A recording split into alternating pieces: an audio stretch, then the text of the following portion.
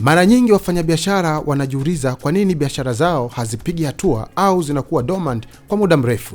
Leo nitakwenda kukujuza sababu 5 za msingi kwa nini unahitaji kufanya tangazo kwa ajili ya biashara yako. Naitwa Director Bantu wa T-Media. Baki nami. Namba 1, brand awareness. Unahitaji kufanya tangazo ili kuwafikia watu wengi zaidi kwa pamoja. Unapofanya tangazo, either unalirusha kwenye TV au kwenye redio au unalipromoti kupitia social media. Hii itakufanya uwafikie watu wengi zaidi kwa wakati mmoja. Namba 2, kuongeza mauzo au kwa kimombo increasing sales. Unapofanya tangazo kwa ajili ya biashara yako, tambua ya kwamba utaitangaza biashara yako, utawafikia watu wengi, na hii itaongeza mauzo na wateja wapya kwenye biashara yako.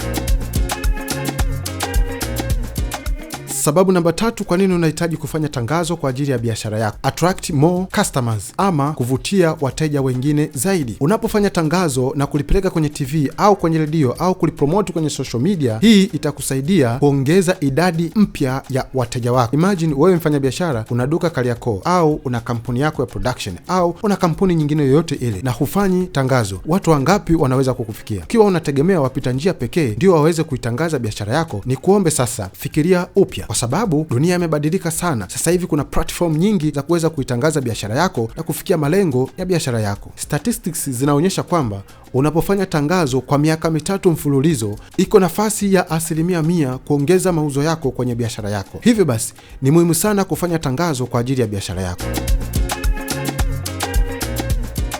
Sababu namba 4, inaongeza thamani ya biashara yako. Tambua ya kwamba unapofanya tangazo kwa ajili ya biashara yako, unaongeza thamani na uaminifu kwa wateja. Fikiria unapromote biashara katika TV ama redio ama social media. Hizi ni platform 3 ama vyombo vitatu vya kuaminika kwa wateja. Tambua ya kwamba mteja anapoona tangazo lako liko kwenye TV ama linasikika kwenye redio au ameliona kwenye social media, ujue ya kwamba mteja ataivalue biashara yako, na hivyo basi unatengeneza loyal customers kwenye biashara yako.